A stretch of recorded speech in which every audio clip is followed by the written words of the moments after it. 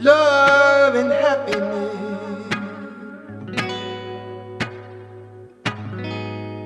Something that can make you do wrong, make you do right. Love.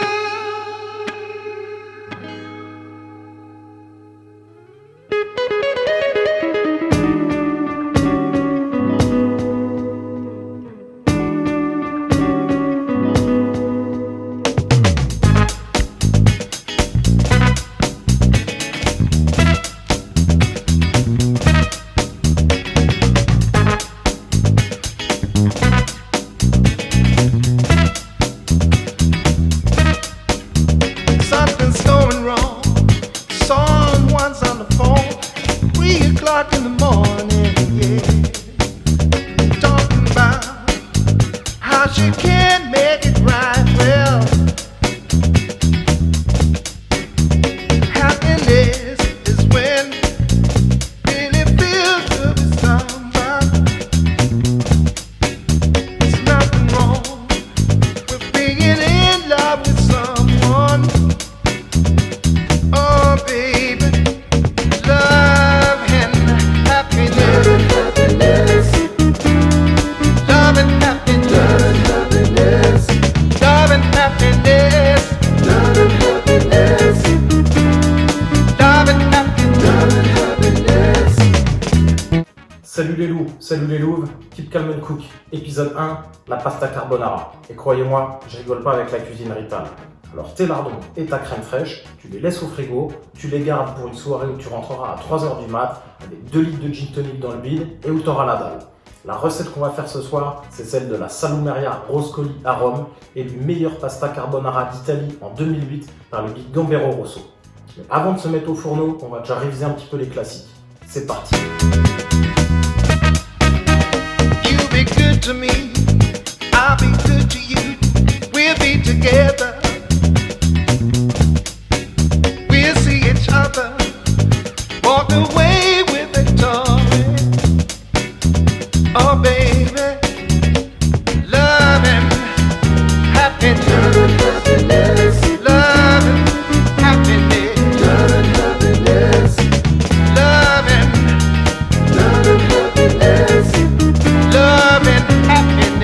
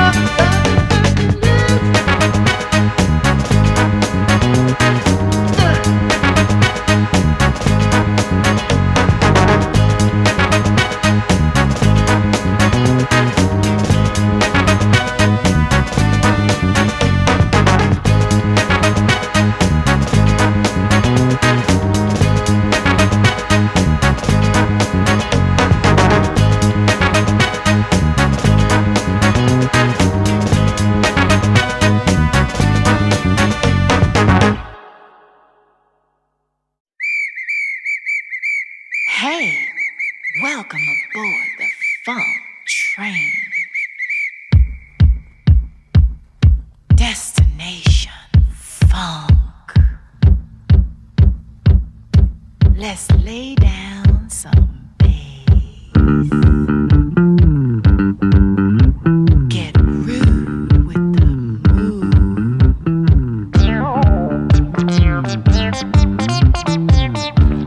Come on, hi-hat.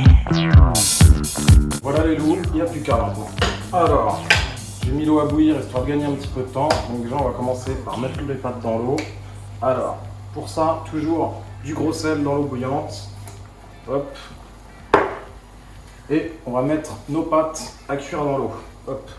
C'est parti. Alors le secret pour que les pâtes ne collent pas, c'est très simple. Un grand volume d'eau salée et une très forte ébullition.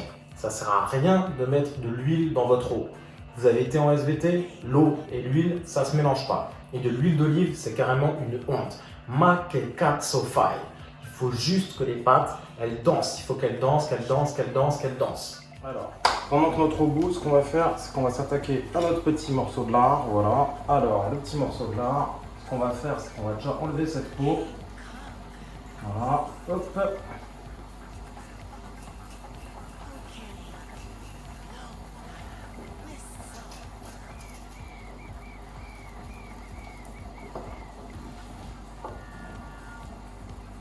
Alors le dessous, on l'enlève très finement parce que sinon c'est un peu trop amer. Il ne faut pas trop en enlever parce qu'il y a de la viande en dessous. Voilà, hop. Tac, ça c'est bon. Les parures du lard, on les jette pas, on les garde. À la base en cuisine, on jette rien. Ça, on va le garder. Demain, on va se faire un petit morceau de viande rouge, on va se faire des petites pommes de terre râpées du touquet à côté. Et au lieu de faire cuire les pommes de terre avec du beurre, on va faire fondre ça au fond de la poêle. On va se faire des petites patates avec le gras du cochon. Ça va être une tuerie. Maintenant qu'on a un beau morceau de cochon comme ça, tac. On va le couper en morceaux bien épais. Parce qu'il faut qu'il y ait de la mâche dans ces lardons. C'est très important qu'il y ait de la mâche. Hop, tac. Hop là, voilà, hop. Et là maintenant, on va venir détailler nos lardons là-dedans. Hop. Moi, j'aime bien faire des morceaux bien épais quand même.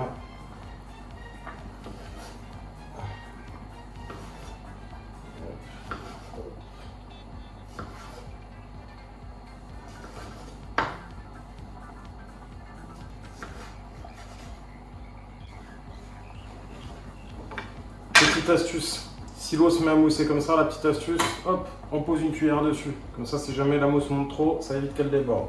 Après là, on peut peut-être descendre. J'étais à 9 sur 10, on va mettre à 8, ce sera très bien. Donc, maintenant qu'on a nos petits lardons et que notre eau bout, on va s'attaquer à la sauce. Alors pour la sauce, comme vous avez pu voir dans la recette, normalement c'est un œuf entier et un jaune d'œuf par personne. Quand on est 1 ou 2, c'est trop si on met un œuf entier. Donc ce qu'on fait, c'est qu'on met juste la moitié du blanc. Voilà. Donc là, j'ai un œuf avec la moitié de mon blanc et un jaune d'œuf tout seul. Voilà. On va venir faire mousser nos petits œufs.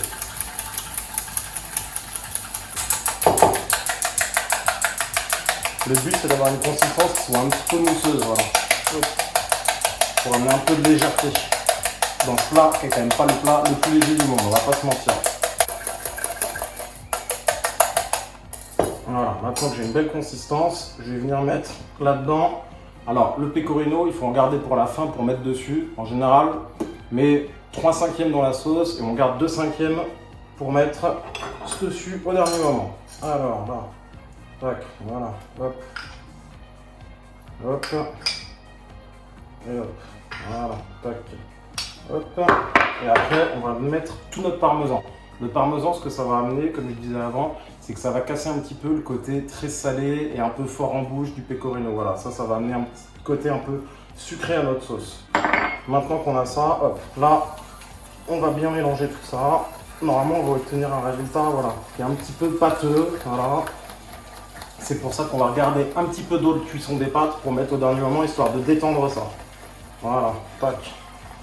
On va mettre du poivre.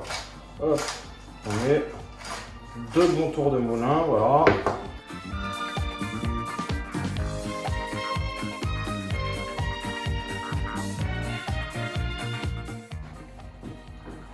Maintenant qu'on a notre petite sauce qui est presque prête, on va s'attaquer au lardon et à la cuisson.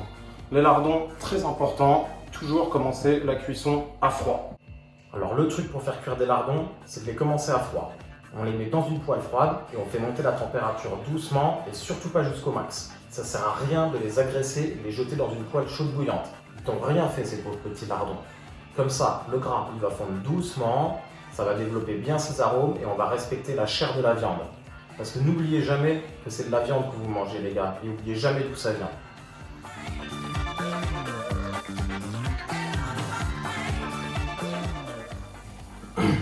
Alors là on a nos lardons qui deviennent bien translucides. On va bien penser de temps en temps à les retourner un petit peu, leur mettre un petit coup. Voilà. Et là ils vont commencer à caraméliser, ça va aller très très vite la caramélisation. Donc pendant ce temps là, ce qu'on va faire, c'est qu'on va récupérer un petit peu d'eau de cuisson. Hein. Vive le 15. Hop. Voilà, ça ce sera pour détendre notre sauce un petit peu au dernier moment. Voilà, là ça commence à chanter un petit peu. Je sais pas si vous entendez chez vous. Alors voilà, nos pâtes il leur reste 1 minute. Nos lardons ils sont presque parfaits. Hop, donc là maintenant, hop, on va égoutter les pâtes. Et là, il va falloir aller très très vite les gars. Les lardons, on les arrête, on les réserve. On va détendre avec un petit peu d'eau de cuisson, voilà, pas beaucoup, hop, tac, voilà. Et là, on va venir détendre cette sauce. Oh là là, elle est magnifique, là. Elle est magnifique, magnifique, magnifique, magnifique, magnifique, oh. Allez, hop, là, on met nos pâtes dedans, tac, on mélange bien tout de suite, très vite, pour pas que l'œuf ait le temps de coaguler, hop. On va bien mettre une partie du gras, non mais pas tout. Hop. Tac. Moi je garde toujours une petite partie des lardons parce que c'est joli de les remettre dessus quand même au dernier moment pour le dressage. Donc on prend notre assiette. On va venir prendre une nouvelle pâte. Hop. Voilà, on va bien napper la sauce dessus. Tac. Maintenant on va venir mettre notre petit pecorino. On va le mettre dessus, avec ces jolis petits morceaux là. À la fin, poivrer abondamment, c'est la base de la recette.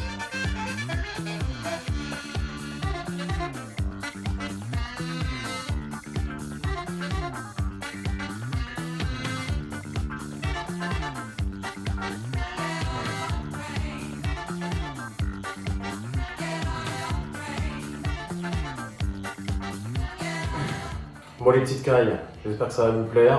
Il ne reste plus que vous souhaiter un bon appétit. Sachez que cette recette est une recette d'actualité, parce que les pâtes, c'est les Chinois qui l'ont inventée et les Italiens qui l'ont répandue un peu partout dans le monde.